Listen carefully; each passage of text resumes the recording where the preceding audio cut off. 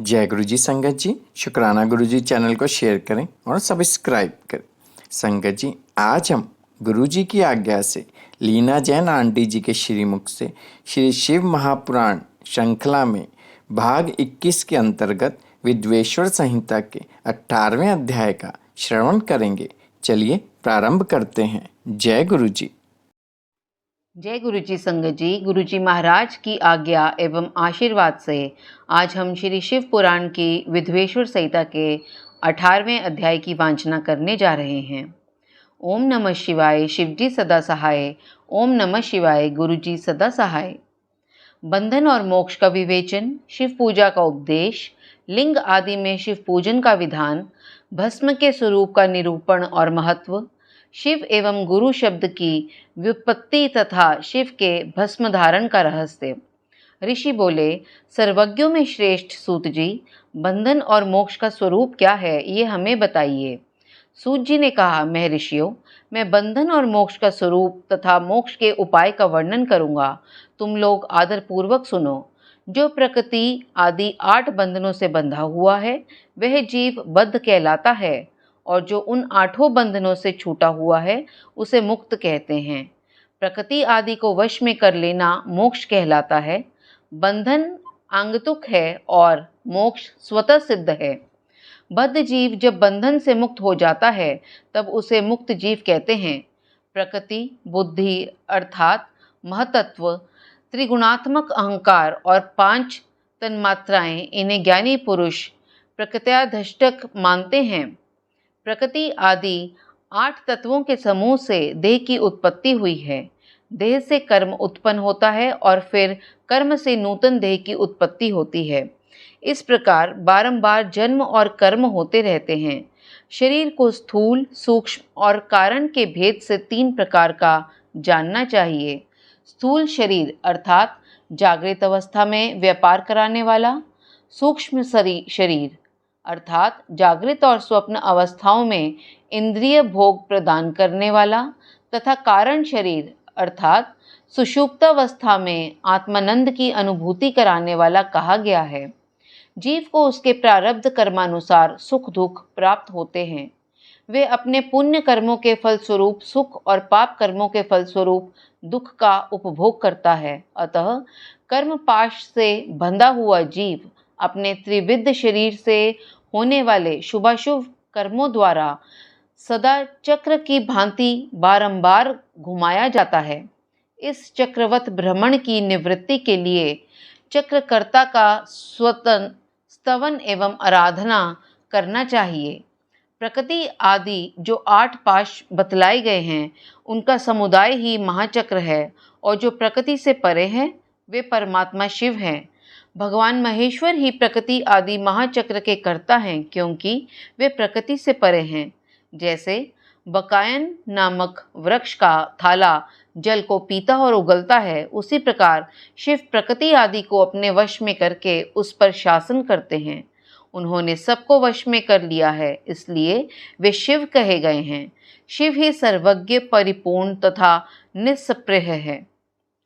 सर्वज्ञता, तृप्ति, अनादि बोध, स्वतंत्रता, नित्य अलुप्त शक्ति से संयुक्त होना और अपने भीतर अनंत शक्तियों को धारण करना, महेश्वर के इन 6 प्रकार के मानसिक ऐश्वर्यों को केवल वेद जानता है। अतः भगवान शिव के अनुग्रह से ही प्रकृति आदि 8 तत्वों वश में होते हैं। भगवान शिव का कृपा प्रसाद प्राप्त करने के लिए उन्हीं का पूजन करना चाहिए। यदि कहें शिव तो परिपूर्ण हैं, निस्पृह हैं, उनकी पूजा कैसे हो सकती है, तो इसका उत्तर ये है कि भगवान शिव के उद्देश्य से उनकी प्रसन्नता के लिए किया हुआ सत्कर्म उनके कृपा प्रसाद को प्राप्त कराने वाला होता है। शिवलिंग में, शिव की प्रतिमा में तथा शिव भक्त जनों में शिव की भावना करके उनकी प्रसन्नता के लिए पूजा करनी चाहिए। वह पूजन शरीर से, मन से, वाणी से और धन से भी किया जा सकता है। उस पूजा से महेश्वर शिव, जो प्रकृति से परे हैं, पूजक पर विशेष कृपा करते हैं और उनका वे कृपा प्रसाद सत्य होता है। शिव की कृपा से कर्म आदि सभी बंधन अपने वश में हो जाते हैं। कर्म से लेकर प्रकृति पर्यंत सब कुछ जब वश में हो जाता है तब वह जीव मुक्त कहलाता है और स्वात्मा राम रूप से विराजमान होता है। परमेश्वर शिव की कृपा से जब कर्म जनित शरीर अपने वश में हो जाता है तब भगवान शिव के लोक में निवास का सौभाग्य प्राप्त होता है। इसी को सालोक्य मुक्ति कहते हैं। जब तन्मात्राएं वश में हो जाती हैं तब जीव जगदम्बा सहित शिव का सामीप्य प्राप्त कर लेता है। यह सामीप्य मुक्ति है। उसके आयुध आदि और क्रिया आदि सब कुछ भगवान शिव के समान हो जाते हैं। भगवान का महाप्रसाद प्राप्त होने पर बुद्धि भी वश में हो जाती है। बुद्धि प्रकृति का कार्य है, उसका वश में होना साक्षी मुक्ति कहा गया है। पुनः भगवान का महान अनुग्रह प्राप्त होने पर प्रकृति वश में हो जाएगी। उस समय भगवान शिव का मानसिक ऐश्वर्य बिना यत्न के ही प्राप्त हो जाएगा। सर्वज्ञता और तृप्ति आदि जो शिव के ऐश्वर्य हैं, उन्हें पाकर मुक्त पुरुष अपने आत्मा में ही विराजमान होता है। वेद और शास्त्रों में विश्वास रखने वाले विद्वान पुरुष इसी को सायुज्य मुक्ति कहते हैं। इस प्रकार लिंग आदि में शिव की पूजा करने से क्रमशः मुक्ति स्वतः प्राप्त हो जाती है। इसलिए शिव का कृपा प्रसाद प्राप्त करने के लिए तत्संबंधी क्रिया आदि के द्वारा उन्हीं का पूजन करना चाहिए। शिव क्रिया, शिव तप, शिव मंत्र जप, शिव ज्ञान और शिव ध्यान के लिए सदा उत्तरोत्तर अभ्यास बढ़ाना चाहिए। प्रतिदिन प्रातःकाल से रात को सोते समय तक और जन्म काल से लेकर मृत्यु पर्यंत सारा समय भगवान शिव के चिंतन में ही बिताना चाहिए। सद्योजातादि मंत्रों तथा नाना प्रकार के पुष्पों से जो शिव की पूजा करता है वह शिव को ही प्राप्त होता है। ऋषि बोले, उत्तम व्रत का पालन करने वाले सूत जी, लिंग आदि में शिव जी की पूजा का क्या विधान है, ये हमें बताइए। सूत जी ने कहा, द्विजो, मैं लिंगों के क्रम का यथावत वर्णन कर रहा हूँ, तुम सब लोग सुनो। वह प्रणव ही समस्त अभिष्ट वस्तुओं को देने वाला प्रथम लिंग है। उसे सूक्ष्म प्रणव रूप समझो। सूक्ष्म लिंग निष्कल होता है और स्थूल लिंग सकल। पंचाक्षर मंत्र को ही स्थूल लिंग कहते हैं। उन दोनों प्रकार के लिंगों का पूजन तप कहलाता है। वे दोनों ही लिंग साक्षात मोक्ष देने वाले हैं। पौरुष लिंग और प्रकृति लिंग के रूप में बहुत से लिंग हैं। उन्हें भगवान शिव ही विस्तार पूर्वक बता सकते हैं, दूसरा कोई नहीं जानता। पृथ्वी के विकार भूत जो जो लिंग ज्ञात हैं, उनको मैं तुम्हें बता रहा हूँ। उनमें स्वयंभू लिंग प्रथम है, दूसरा बिंदु लिंग, तीसरा प्रतिष्ठ लिंग, चौथा चर लिंग और पांचवा गुरुलिंग है। देव ऋषियों की तपस्या से संतुष्ट हो उनके समीप प्रकट होने के लिए पृथ्वी के अंतर्गत बीज रूप से व्याप्त हुए भगवान शिव वृक्षों के अंकुर की भांति भूमि को भेद कर नादलिंग के रूप में व्यक्त हो जाते हैं। वे स्वतः व्यक्त हुए शिव ही स्वयं प्रकट होने के कारण स्वयंभू नाम धारण करते हैं। ज्ञानी जन उन्हें स्वयंभू लिंग के रूप में जानते हैं। उस स्वयंभू लिंग की पूजा से उपासक का ज्ञान स्वयं ही बढ़ने लगता है। सोने चांदी आदि के पत्र पर, भूमि पर अथवा वेदी पर अपने हाथ से लिखित जो शुद्ध प्रणव मंत्र रूप लिंग है, उसमें तथा मंत्र लिंग का आलेखन करके उसमें भगवान शिव की प्रतिष्ठा और आवाहन करे। ऐसा बिंदु नादमय लिंग स्थावर और जंगम दोनों ही प्रकार का होता है। इसमें शिव का दर्शन भावनामय ही है, ऐसा निसंदेह कहा जा सकता है। जिसको जहाँ भगवान शंकर के प्रकट होने का विश्वास हो, उसके लिए वहीं प्रकट होकर वे अभिष्ट फल प्रदान करते हैं। अपने हाथ से लिखे हुए यंत्र में अथवा अकृत्रिम स्थावर आदि में भगवान शिव का आवाहन करके 16 उपचारों से उनकी पूजा करे।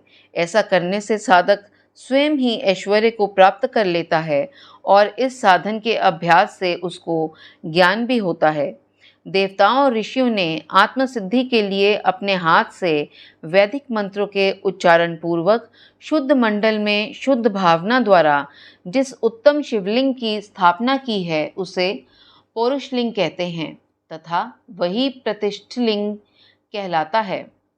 उस लिंग की पूजा करने से सदा पौरुष ऐश्वर्य की प्राप्ति होती है।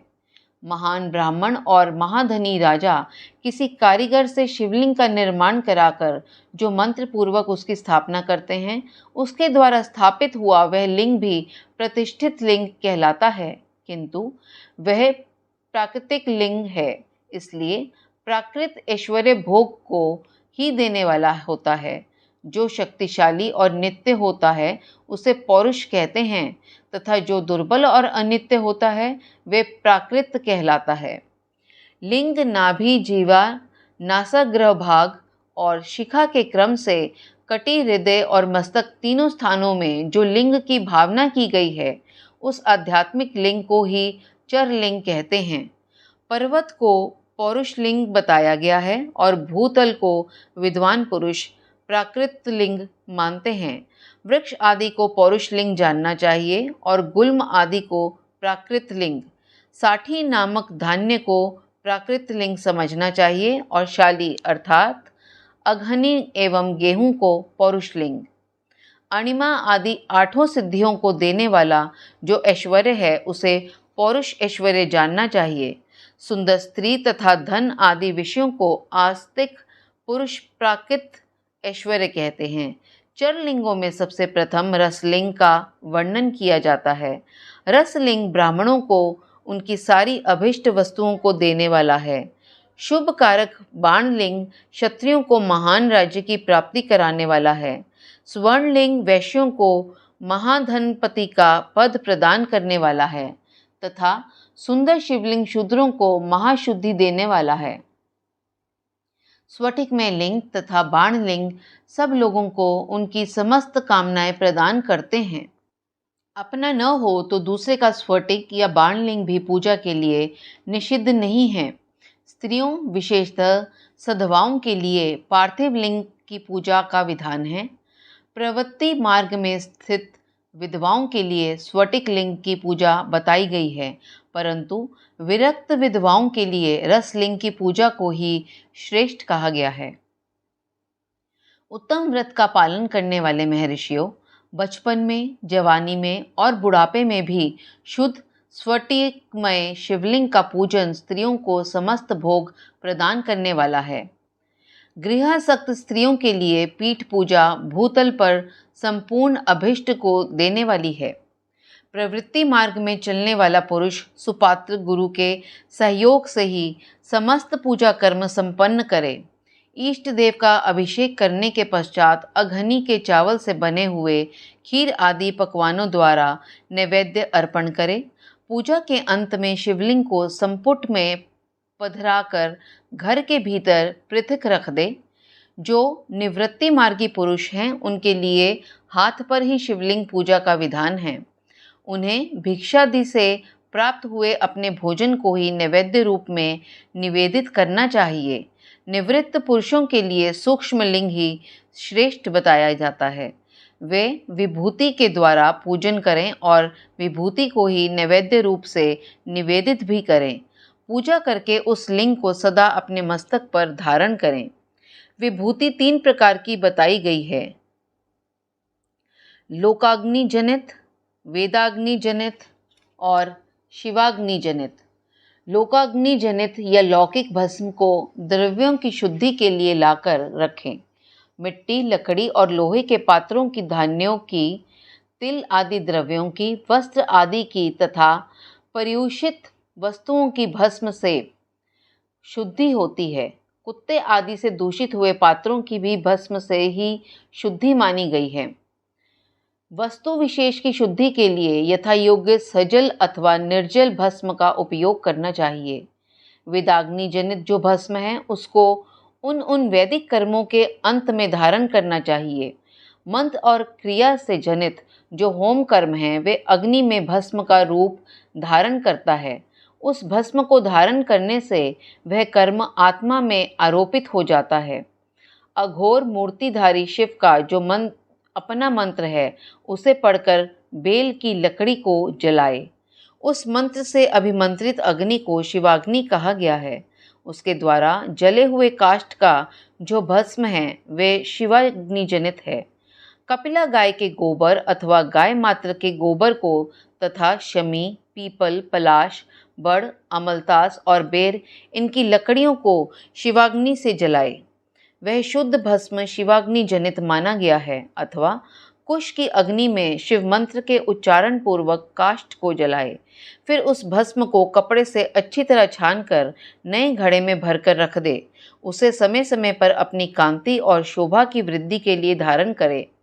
ऐसा करने वाला पुरुष सम्मानित एवं पूजित होता है। पूर्व काल में भगवान शिव ने भस्म शब्द का ऐसा ही अर्थ प्रकट किया था।